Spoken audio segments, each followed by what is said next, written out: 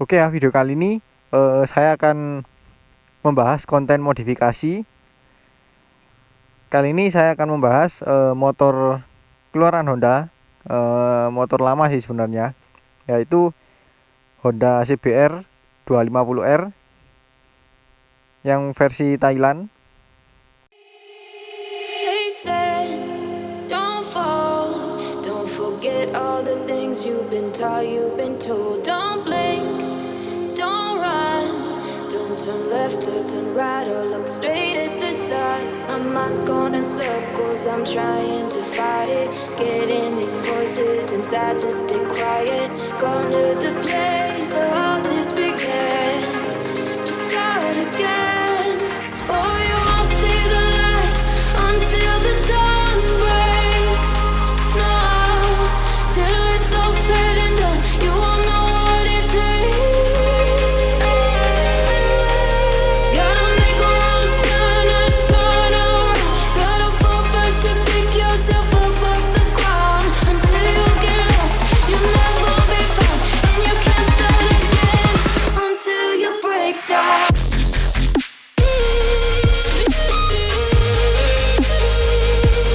Break down.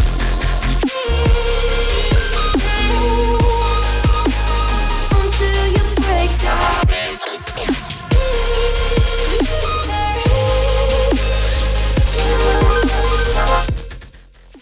Dan by the way, ini punya teman saya namanya Bro Ipin. Nanti di follow ya Instagramnya. Oke, basisnya motor ini livery Repsol. Repsolnya MotoGP ya yang pasti.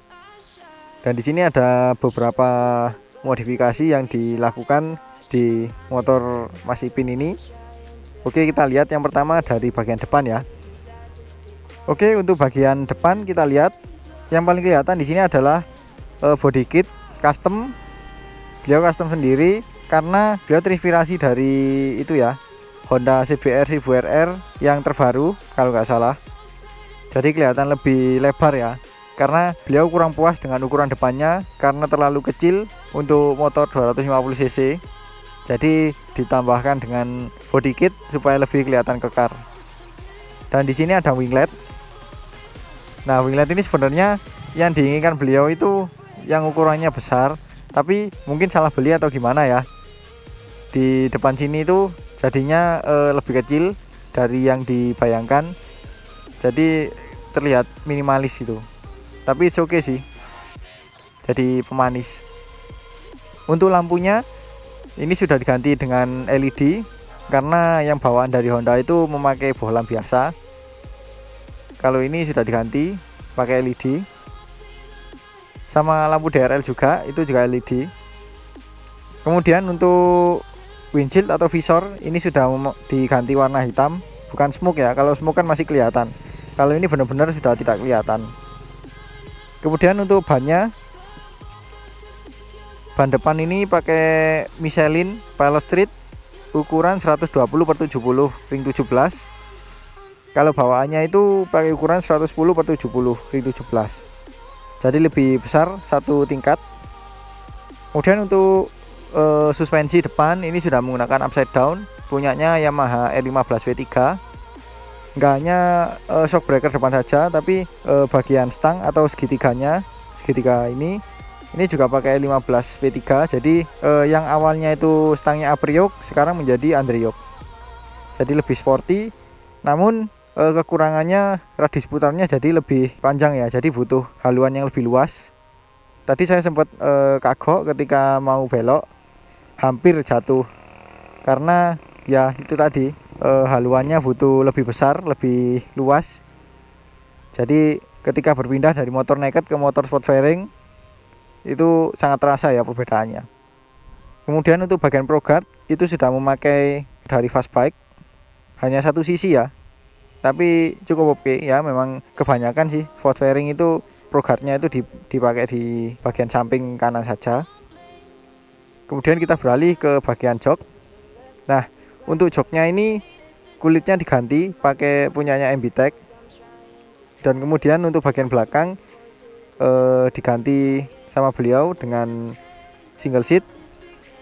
Ini aksesoris resmi dari Honda. jadi sudah tersedia dan yang pasti plug and play ya.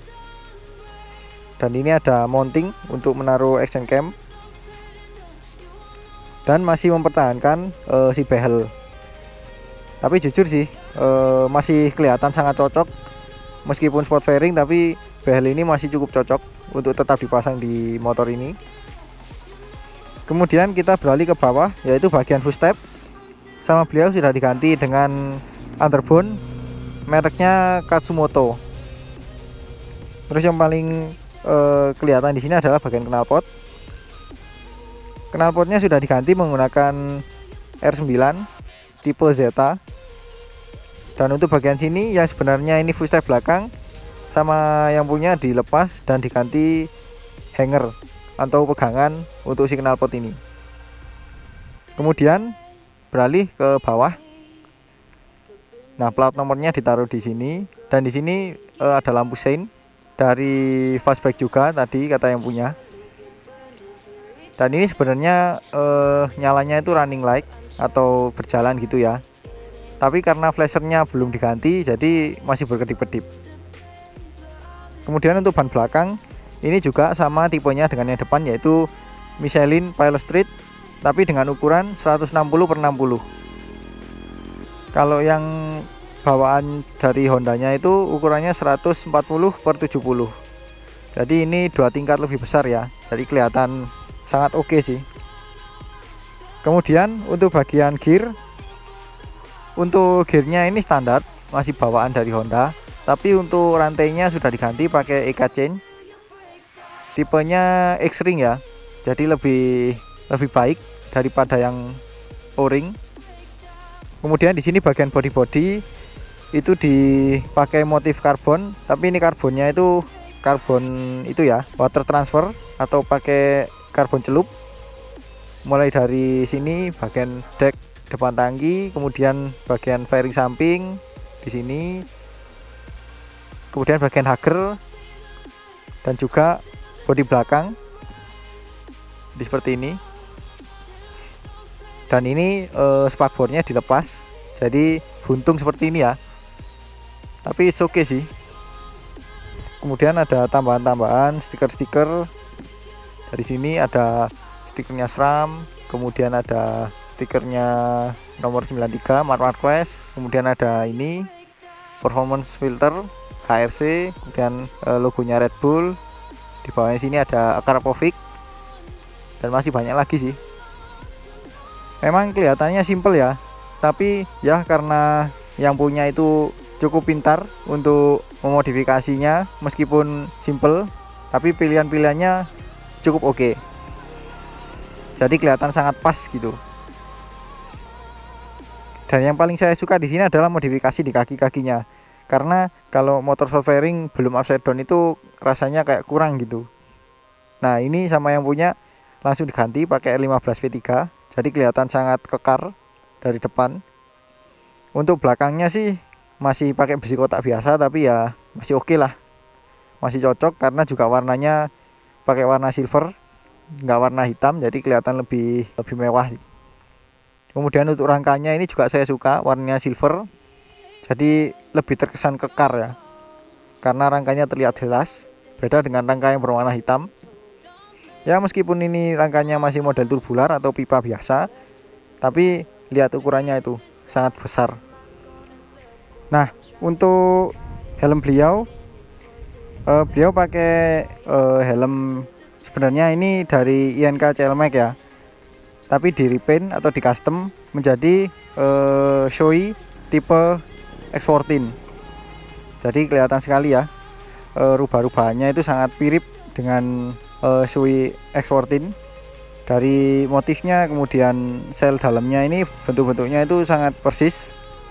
Kemudian di sini pakai flat visor dan warnanya smoke hitam. Jadi kelihatan sangat oke.